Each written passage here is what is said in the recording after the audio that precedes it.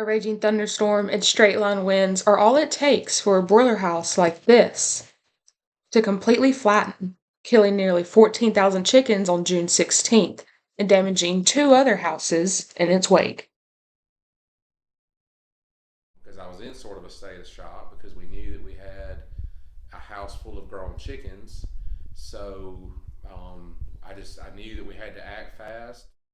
Jay Payne, son of the owner of the farm, lives only a few hundred yards from the chicken houses and was the first to notice that house number 4 completely collapsed onto the ground.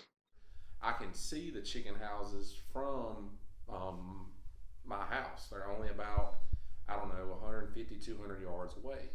Well, it was raining so hard during that time that we were not even able to see the chicken houses from our house. I couldn't see them at all. I could barely see, you know, 40, 50 yards out into my yard. It was raining that hard and the wind was blowing that hard.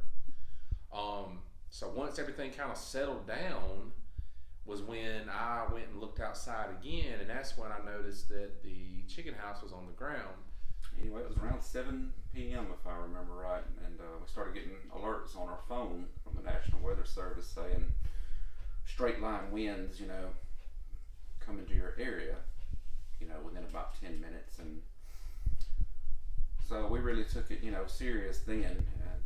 And my son and his wife was at home, and within a few minutes he called after it kind of cleared, and he gave me the news that we had lost one of our houses.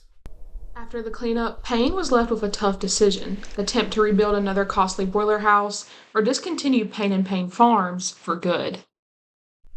Thinking about it and talking with my family and others, I felt it was best to just not pursue rebuilding.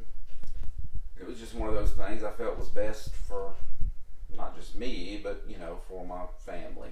Since we only had basically one house left that was not that damaged, and I felt like keeping one house open was really not feasible for me, as far as time wise, and then really not feasible for the company I grew for.